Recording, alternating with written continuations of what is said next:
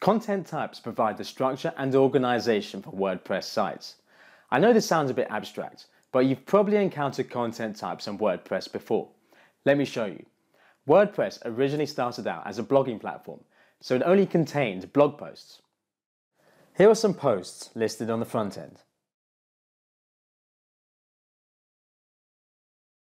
And here are posts listed in the WordPress admin. WordPress stores blog posts in a table with an intuitive name, Posts.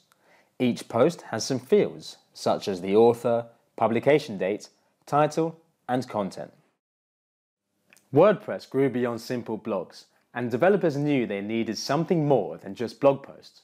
So they created what we know today as pages. Pages have a lot in common with blog posts. They also have titles, content, author, and publication date.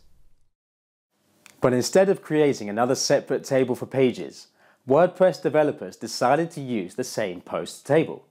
All they had to do was add several different fields, which posts don't need, but pages do.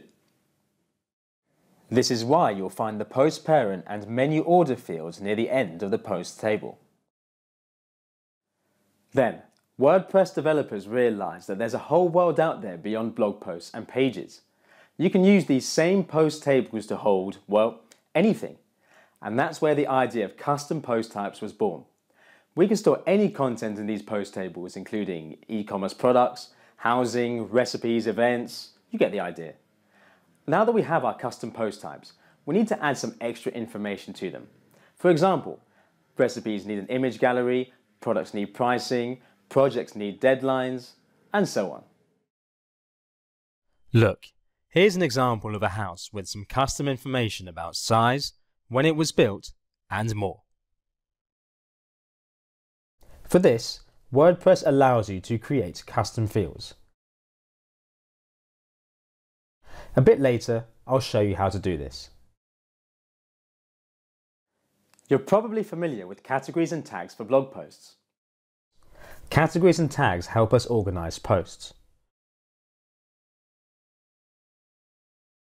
When you display a category or a tag for a post, users can click on them.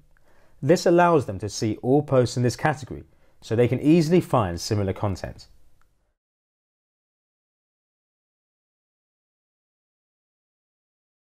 The technical term for categories and tags in WordPress is taxonomy. And of course, you can create your own taxonomy for your custom types.